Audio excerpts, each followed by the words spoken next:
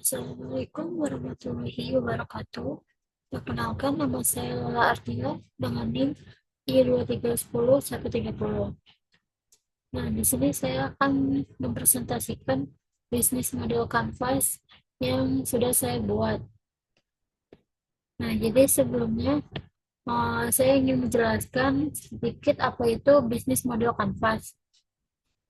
Nah, jadi bisnis model Canvas ini cara untuk menggambarkan model bisnis secara menyeluruh dalam bentuk visual di satu halaman.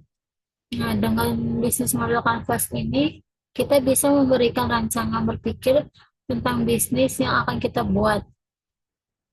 Nah, seperti memperoleh pemahaman bersama, memperoleh bahasa yang sama, dan itu tim kita untuk lebih fokus dalam pembuatan produk yang kita buat. Nah, jadi selanjutnya bisnis model Canvas yang akan saya jelaskan yaitu dari produk jarum atau jajanan rumah.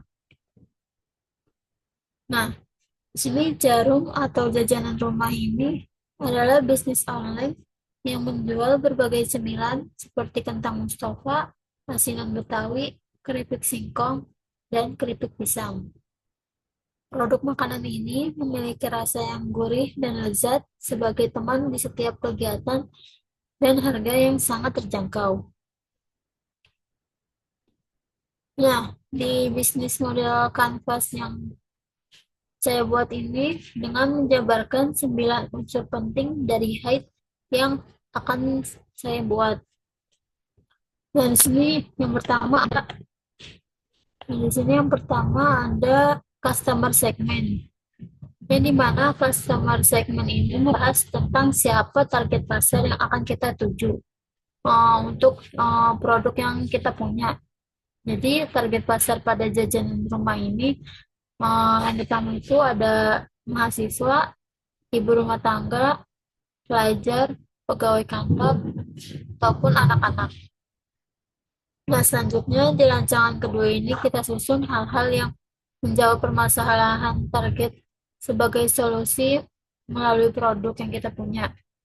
Nah, kalau rancangan kedua ini disebut juga value proposition.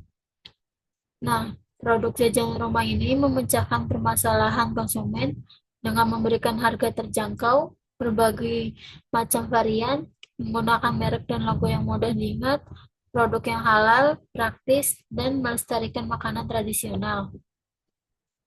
Nah, setelah itu kita harus bisa menentukan nih media apa aja yang tepat untuk mengkomunikasikan dan mendistribusikan bisnis yang kita punya. Nah, selanjutnya masuk ke rancangan ketiga yaitu yang bisa disebut dengan channels. Nah, jajanan rumah ini mendistribusikan dan mengkomunikasikan melalui sosial media yaitu seperti Instagram, TikTok, ataupun WhatsApp. Nah, selain itu juga eh, produk jajanan rumah ini memanfaatkan reseller yang ada di lingkungan rumah. Contohnya seperti ibu rumah tangga. Nah, selanjutnya yang keempat yaitu yang disebut customer relationship. Nah, di mana relationship ini menentukan cara berinteraksi dengan konsumen setelah melakukan transaksi produk dan menentukan interaksi dengan cara memberikan diskon di hari besar ataupun juga memberikan gift pada konsumen. Nah, hal ini dilakukan agar si konsumen ini bisa lebih dekat dengan produk yang kita punya. Nah, kemudian masuk ke kolom yang 5 yaitu disebut new revenue stream. Revenue stream. Nah, yang di mana revenue stream ini menentukan dari mana bisnis kita mendapatkan keuntungan dalam bisnis jajanan rumah. Nah, mendapatkan keuntungan yang pertama itu ada dari penjualan produk kentang Mustafa dengan varian topping seperti penambahan topping kacang ataupun ikan asin. Lalu yang kedua ini ada keuntungan produk keripik singkong dan keripik pisang dengan berbagai varian rasa seperti pedas, manis, coklat, ataupun original. Nah, yang ketiga ini ada keuntungan penjualan asinan Betawi dengan tingkat level kepedasannya.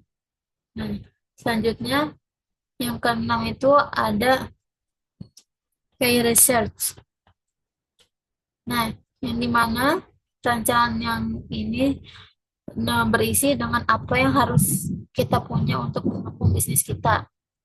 Nah, di jajanan rumah ini memiliki alat pengolahan standar untuk mengunci rasa serta kualitas yang akan diterima oleh para konsumen. Nah, lalu yang kedua ini ada mempunyai akun sosial media yang aktif untuk supaya kita bisa menghandle pertanyaan ataupun supaya si konsumen ini bisa memesan produk yang kita punya melalui sosial media itu. Nah, selanjutnya yang ketujuh ada key activities. Nah, yang dimana ini ditentukan apa aja kegiatan yang harus dilakukan supaya ide bisnis kita ini berjalan sesuai rencana yang telah kita susun sebelumnya.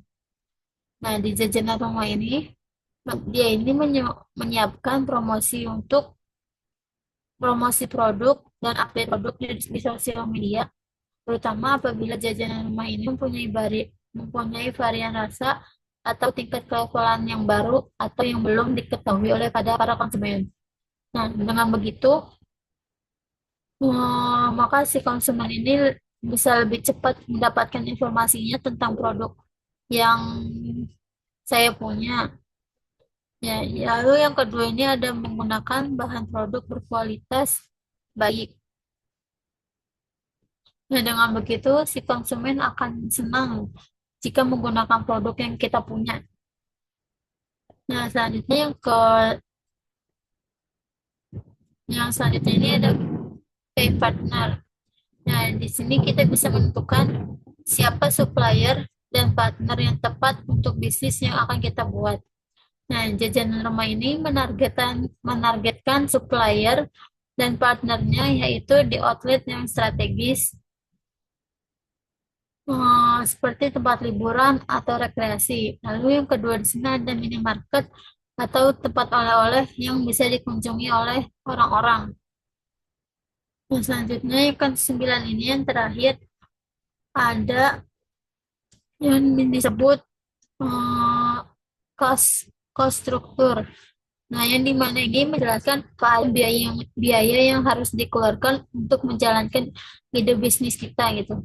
Jadi di produk jajanan rumah ini mengeluarkan biaya untuk bahan pokok produk, lalu biaya kuota internet, biaya kemasan, biaya pembuatan produk, dan biaya promosi.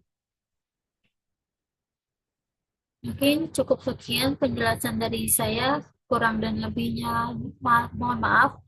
Wassalamualaikum warahmatullahi wabarakatuh.